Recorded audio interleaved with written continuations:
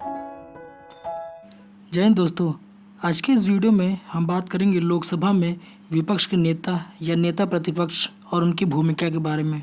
तो सब कुछ अच्छे से और डिटेल में जानने के लिए वीडियो को लास्ट तक ज़रूर देखें।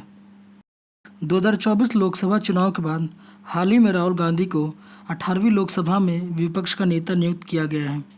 आपको बता दें कि लोकसभा में पिछले 10 साल से यह पद खाली था। गौरतलब है कि वर्ष 2014 और 2019 में किसी भी विपक्षी दल के पास इसके लिए ज़रूरी न्यूनतम 10% लोकसभा सदस्य नहीं थे। सबसे पहले हम बात करते हैं विपक्ष के नेता या नेता प्रतिपक्ष के कार्य व उनकी शक्तियों के बारे में।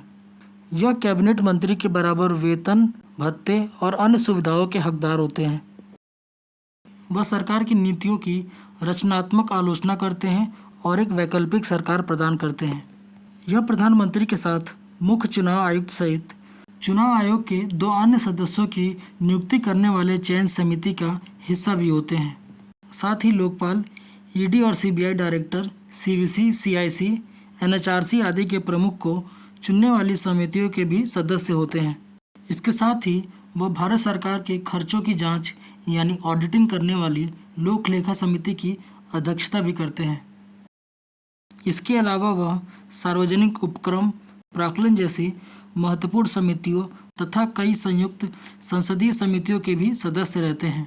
चलिए अब जानते हैं विपक्ष के नेता या नेता प्रतिपक्ष के बारे में। विपक्ष के नेता के पद का उल्लेख संविधान में नहीं बल्कि संसदीय विधि में है। आपको बता दें कि सबसे बड़े विपक्षी दल के नेता को सदन में विपक्ष के नेता के रूप में मान्यता दी जाती है, जिसने सदन की कुल सीटों में से कम 10% सीटें प्राप्त की हों, यानी कुल 543 सीटों में से 10% यानी 55 सीटें प्राप्त की हों। दोनों सदनों में विपक्ष के नेता को वर्ष 1977 में वैधानिक मान्यता दी गई थी।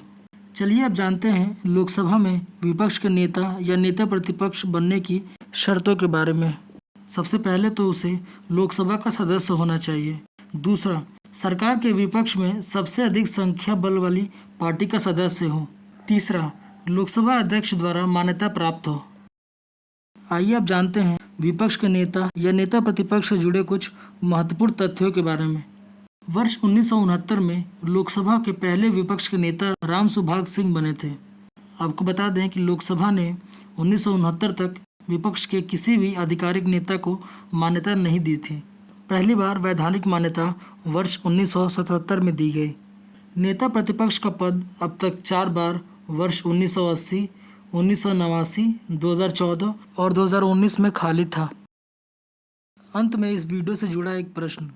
विपक्ष के नेता के संदर्भ में निम्नलिखित कथनों पर विचार कीजिए। पहला, विपक्ष के नेता के पद का उल्लेख संविधान में है। दूसरा, दोनों सदनों में विपक्ष के नेता को वर्ष 1977 में वैधानिक मान्यता दी गई थी। तीसरा, पहले विपक्ष के नेता मोरारजी देसाई बने थे। उपयुक्त में से कितने कथन सही हैं? इस सवाल का जवाब आप कमेंट करके ज़रूर दें। दोस्तों, उम्मीद करता हूँ इस वीडियो से आपको कुछ नया जानने को मिला होगा। ऐसे ही इन्फॉर्मेटिव वीडियोस देखने के लिए हमारे चैनल को सब्सक्राइब करें। मिलते हैं अगले वीडियो में। धन्यवाद।